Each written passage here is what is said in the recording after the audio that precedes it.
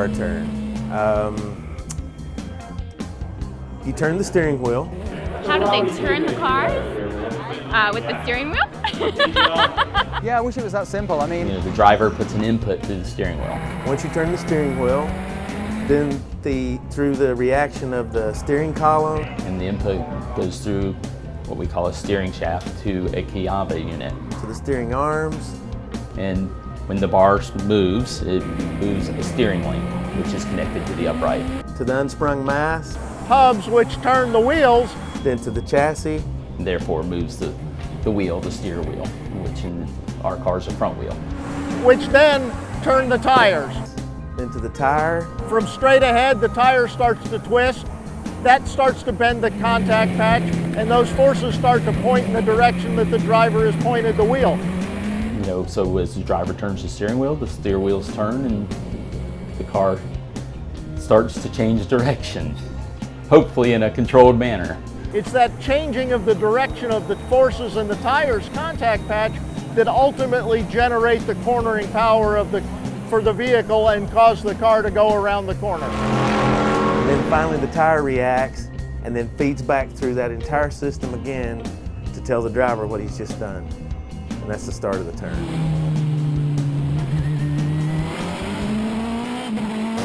One other characteristic about tires that I think some people don't really appreciate is how little contact area is actually generating all the forces necessary to make a race car go around a track. The analogy I like to use is that a pair of size 10 tennis shoes have roughly the same contact area as your race tire, and not a big race tire. So you're asking something the size of your tennis shoes, which you rely on to deal with maybe 1 horsepower, and you're careful on a slippery surface. You're asking a car with 500 or 600 horsepower that can go 180 miles an hour and corner at multiple Gs to do that with something not much bigger than the size of your tennis shoes.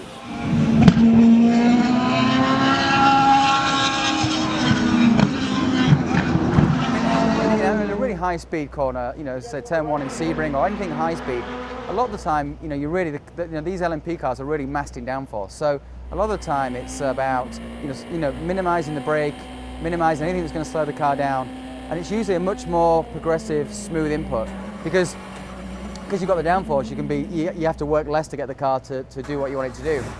But obviously, in a tighter corner like a hairpin, obviously it's a tighter radius, so you have to use more steering, more lock to get the car to turn the corner. But you can influence that also with braking. If you're hard on the brakes and the car's pitching into the corner and all the weight's on the front axle and you turn the wheel, it may turn a lot better than if you're coming off the brake. So there's all these things. It's almost like standing on a beach ball and juggling at the same time. You know, there's so many different things going on. And actually, if you actually probably really sit and think about it, there's a lot of things going on. But when you're driving, you kind of just do it by the seat of your pants. Your bum and your inner ear are feeling so many different things that your body just reacts to it. And it's almost a subconscious feeling. You're doing it without really thinking about it. But sometimes when the car's not performing very well and it's an inconsistent feeling, then you really find yourself really thinking about it. And when you start thinking about it, that usually means you're going slow. So, I mean, that's usually the difference between a good lap and a slow lap is what feedback. I mean, as a driver, it's all about feel. It's all about feedback. If you get the feel and you get the feedback, it gives you the confidence to push. And that's something that we're always looking for. And if we haven't got that, then we're always going to hold back that little bit just because we don't know what the car's going to do. So it's all about feel. You know, all we are, as a driver, we're a soft computer when we're out there, and we've got to interpret what's going on with the car, what's going on with the tires at speed, and make informed judgment. And the whole time you're trying to manage risks, right? So there's things that just don't appear in black and white that we as drivers have to deal with, but at the same time, it's still a machine, and you've got to get the machine to work around the human limitations, what we need, what we want, to feel good, to feel competent. And generally Guy and Butch and I agree on what we all want. So the consensus is there. So, you want to get to a point where you have a car that's under you, where you're just making small changes, and that's generally what we do.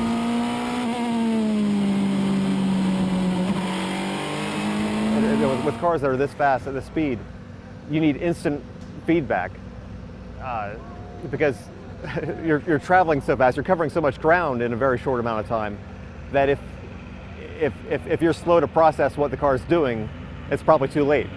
So you really have to be on top of the car, and from the moment you put your foot on the brake, to be either from the seat of your pants or visually or whatever, to know if the car is starting to rotate a little bit, or to know if the rear wheels are starting to lock up from the brakes, or on the front brakes. There's literally so much stimulus coming into your brain, and you're trying to filter out what's noise and what's valuable, and that's probably one of the biggest tricks, and one of the things where experience comes into play the most, where you're able to just intuitively, just say, your brain, without even thinking about it, just says, I don't care about that, but with the car going backwards, that actually becomes pretty important. With a prototype, high speed, basically at the point when you enter the corner, when you start to brake, the car's attitude is very important because of the aero, because of the fact that you need the front to be consistent and the rear to be consistent. So if the car is pitching too far forward, then you get an abundance of front downforce and a lack of rear downforce. And if you land it like a plane too much, not like that, with the back coming in kind of first, if you do that too much, then you just get understeer. So as soon as you turn in, it's straight to understeer, and then you're kind of done at that point anyway. You're doing damage control from there on out.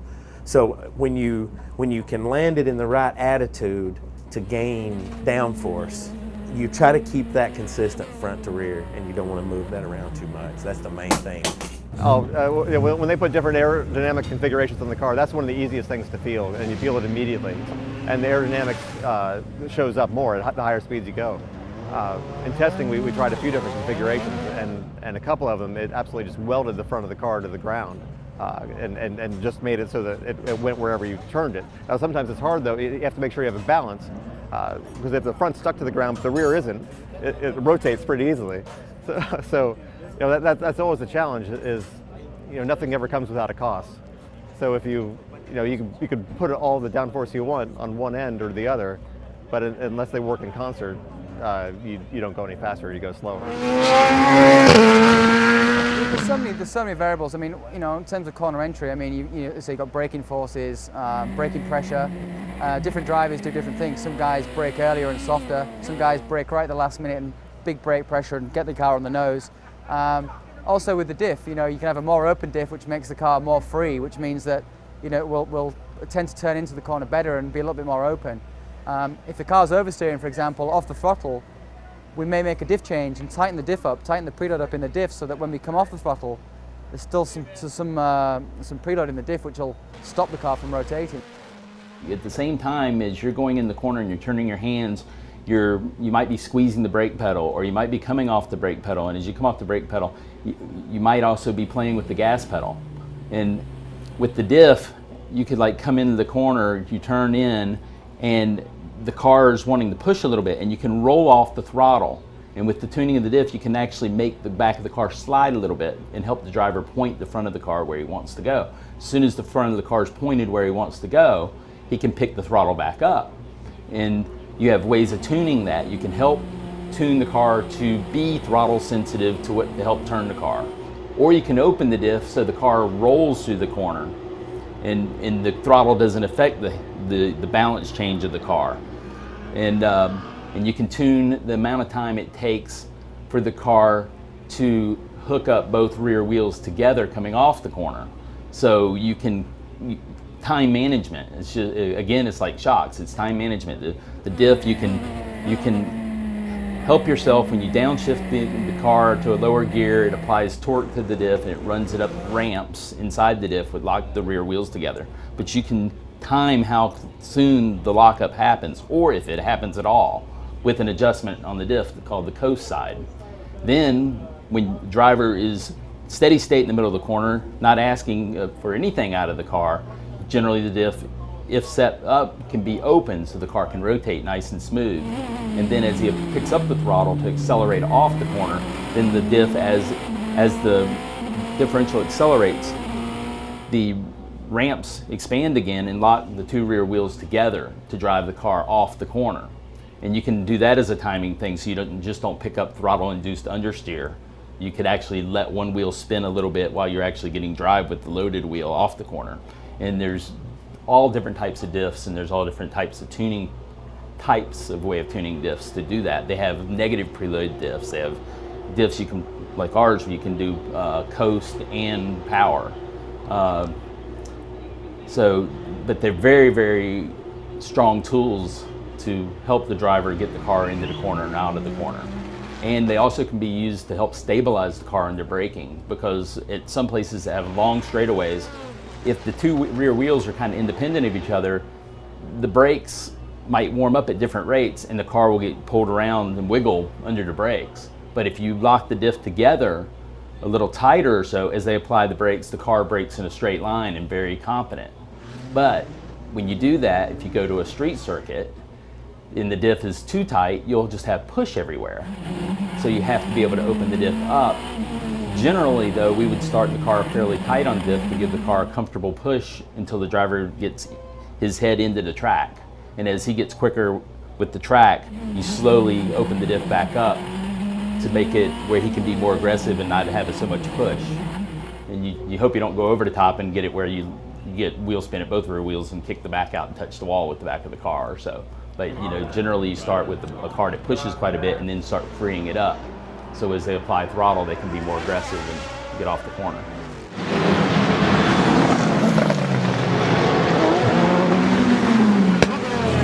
That was better. He went quicker. It's all about track conditions. If you have low grip track conditions, like the start of a weekend, then you don't want to chase that and go just for that condition, because it's going to be different when you come back tomorrow. But you can also not do anything. You want to try to make the car better and learn from it if you can. So you set up for a low grip circuit, and then you try to compensate as the track gets better. And that's where an engineer earns his money. It's not coming up with the original ideas. The ideas, we've all reinvented the wheel 100 times, and it's still a wheel, still same size. Honestly, it's what it is. So how you adjust to the track is a huge part of success, especially on low speed. Because then when you gain grip and you don't have vertical to depend on and all that, then if you've done your homework as an engineer and the driver's doing his job, you're going to be faster in the low speed sections, because you've spent time on that. You've compromised your car maybe a little bit further to that side, to the slow speed side. Maybe a little bit softer than it lacks in the high speed, but if that compromise only hurts you 1/10 in a high speed corner, and you gain 6/10 from it everywhere else, that's a half a second to the good. So you've automatically gained. One thing that's also important to remember is you spend way less time in high speed corners on any track than you do in low speed corners. Just the nature of physics. You're in there longer because you're down at 30 miles an hour and you're going, so you spend a lot more time in the slower speed stuff. So your lap time's in the low speed. It definitely is. So it doesn't render itself to prototype as much, but it lends itself more to GT. So it's always a compromise. Really, so we just, Too much max min, right? yeah, Okay. it's just pivoting a bit too much. Like if you carry speed in, it's all these little things. I mean, all the time you're thinking, well, is it the diff? Is it the braking? Is it the downforce? Is it the mechanical? And there's all these things that you're trying to sort of compute in your mind. I mean, you drive in the pit lane, and you're sort of huffing and puffing, and you're thinking about the driving. You come in and say, okay, so what do you need? And almost you got to sort of, in sort of 10, 15 seconds, you've got to analyze it. Your brain's going like crazy, trying to process all the information, and then say, okay, this. Okay, this is the most important thing. This is what I need right now. This is going to make me go faster. And using it in the pit lane, you don't have a lot of time to think about it. Of course, when you come back after the session, you can sit down with the engineers, with a cup of tea, look at the data, and you can analyze it a little bit more clearly. But generally in the pit lane, it's those split decisions. And that split decision could send you the right way, it could also send you the wrong way. So over time and with experience, you tend to be able to, like I say, go by the feel and really kind of know just exactly what it is that you want. So